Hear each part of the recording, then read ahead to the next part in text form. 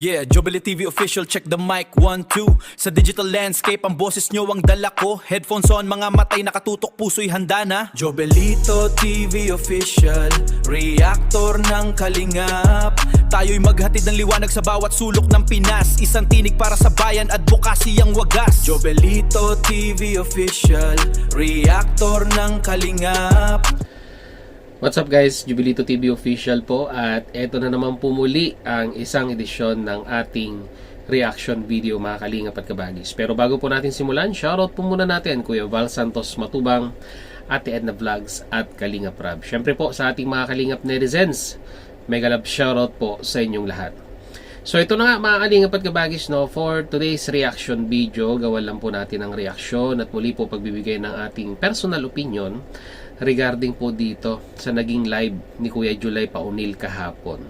Na kung saan ay meron po siyang mga bagay-bagay na idiniscuss, no? Patungkol po dito po sa mga natulungan ng kalingap, mga kalingap at kabagis. At isa nga po dito, yung pong guarantee pledges or yung ikangang unconditional na pagtulong ni Kuya Bal sa pamilya po, no, ni Tatay Robin. So alam nyo na po yun mga kalingap at kabagis, no?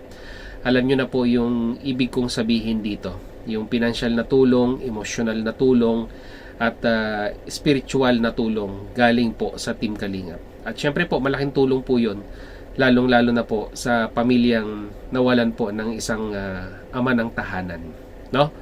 At lalong lalo na syempre mga kalingap at kabagis yung patungkol po doon sa financial na nasa 420k na guaranteed pledge galing kay Kuya Val Santos Matubang. Patunay lamang po ito, mga kalingap at kabagis, na yung pagtulong, no, na nagagawa ng isang kalingap pag ikaw po ay nagpasakop, di ba?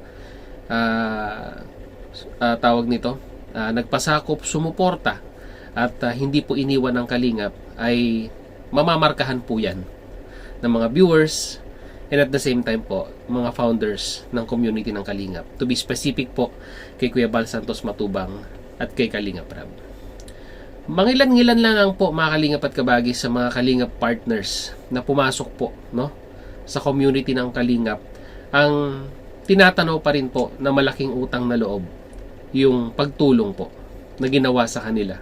Binago ang kanilang buhay, di ba? In the sense na tignan naman po natin yung estado ng kanilang katayuan bilang isang charity vlogger and at the same time po ay bilang isang individual, no? Mga kalingap at kabagis. Compare noong wala pa po sila sa community ng Kalingap.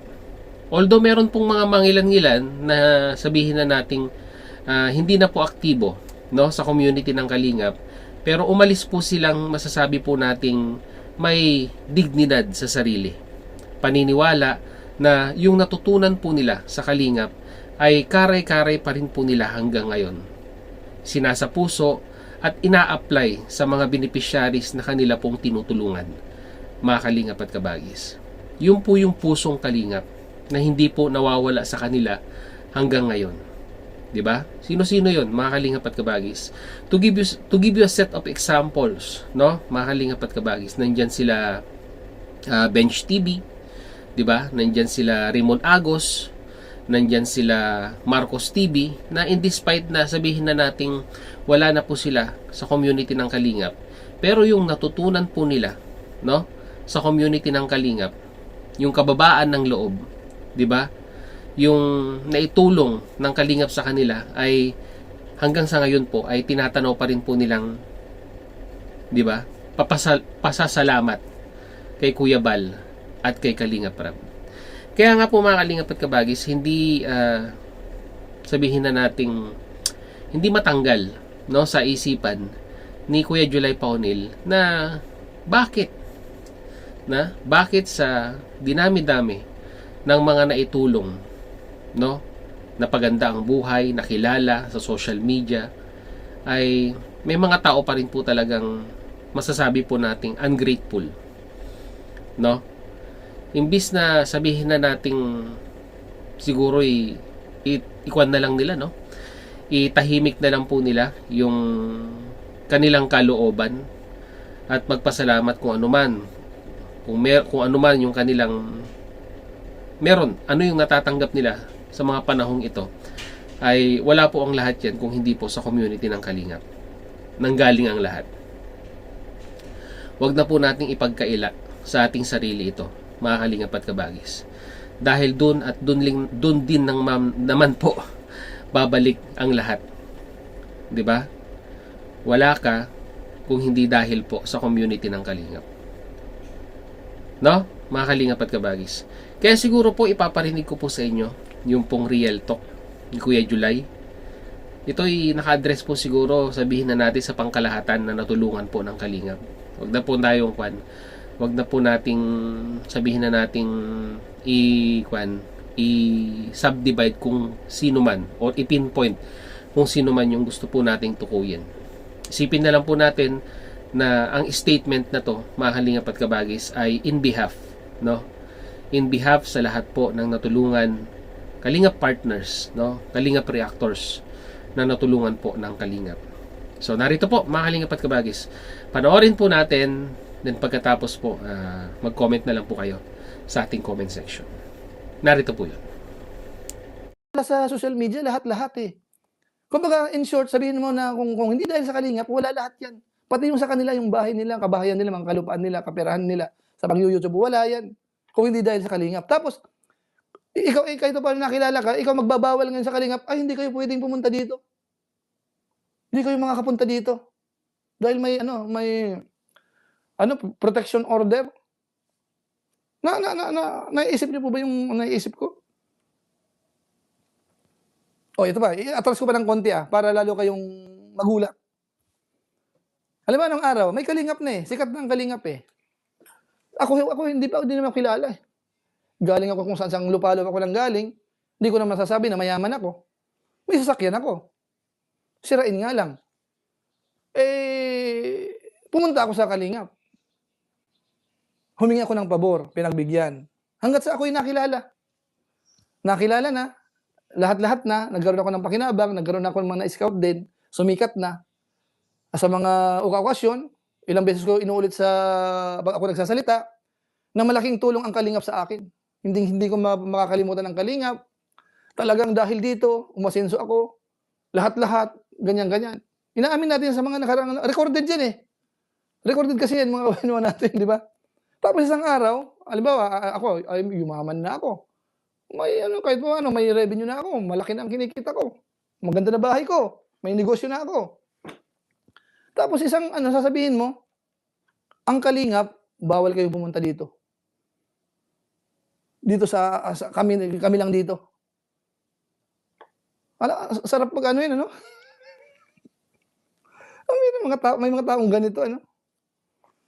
Ang Kalingap po, hindi naman nagpapahingi ng utang na loob yan eh. Pero para sabihan ang Kalingap na pagbabawalan mo sa ganun, hindi maganda kasi alam mo naman na hindi naman sila basta pupunta na sa nangyari po, hindi na sila basta pupunta eh. Ano po? Tapos, ngayon, ang question ko po dito, itong statement na ito, galing ba ito talaga sa pamilya? Bago ba nagsalita ito si Mang Iking, ay nakausap si V mismo na si V sumasang-ayon na, wag mong papuntahin sina Kuya Bal dito, sina Kalingap Rab, mga Lingap partners yan. Wag mong papuntahin dito. Nag-agree ba si V? Nag-agree ba yung mga magulang? Nag-agree ba yung mga main sponsor? Yung mga Kasi mamaya, yung isang sponsor nakausap ko, oo daw, wag na raw kasi ganyan. Baka yung isa lang. Di ba po? So, sino naman dito ang masisira? Kahit na walang kinalaman yung pagtatanggol ninyo, siya na naman ang sisisihin. Kasi siya ang trend sa grupo nyo. Pinagbawalan. Pag nabalitaan yan sa mga bahay-bahay na naman po sa mga probinsya, si Kalingap, sila Kalingap Rab yung nagbigay doon sa tinulungan. Hinango sila doon sa tapos ganito, ganyan. Ngayon sabi, bawal daw pumunta. Kasi may protection order. Pag sinabi ng protection order po, para bang pirmado ng gobyerno na ikaw hindi ka talaga pwedeng pumunta diyan. So para bang ang sama naman ng pangyayari na 'yan. Kung sino pa ang tumulong, di ba sabi, kung may babalik lang, dapat hindi na lang tumulong pag gagawin kung alam na ganyan mangyayari. Di ba po? So kaninong kasiraan na naman 'to? Doon na naman. Kaninong gagagawan? Dito sa kapaligid. Hindi ko alam po kung ito yung style lang para sa views, para may mapag-usapan na naman, hindi ko po alam kung ano yung strategy, eh. Pero common sense, eh. Sino matutuwa po sa gano'n? Ang kalingap ang pagbabawalan mo do'n sa proyekto nila, eh. Kumbaga parang project nila 'yan, ipagmamalaki natin na scout. Eh, kung tutuusin nga hindi naman ikaw ang humanap niyan, eh. Kay Patrick nga 'yan, eh, ipinasa lang sa'yo kasi ikaw ang madiskarte, eh. Kaso hindi na wala na kasi nangyari na 'yun, eh. Eh, madiskarte ka, eh. Sa lahat ng scouter ikaw ang pinakamadiskarte, eh. Ikaw ang malaking pakinabang, eh. Ang daming scouter diyan na mga nagpasikat, eh.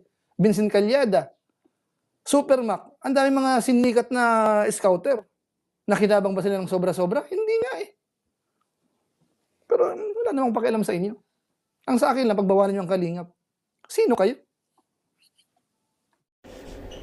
So ayun mga kalingap at kabagis, no? Kagaya ng sinabi ko po, bigyan nyo na lang po ang inyong opinion regarding dito sa naging statement ni Kuya July Paunil. At ano naman po ang inyong masasabi dito, mga kalingap at kabagis. So yun muli, maraming salamat dahil nga sa dulo po ng ating reaction video ngayong araw na ito ay nasamahan nyo po muli si Jubilito TV Official. At muli po, nagpapaalala po ang inyong host sa mga hindi pa nakasubscribe sa ating YouTube channel. Subscribe nyo na po, Jubilito TV Official. At kung nagustuhan nyo po ang ating reaction video for today, mga kalingap at kabagis, ay paki-like and share na lang po. So muli, maraming salamat at hanggang dito na lamang po, Jubilito TV Official.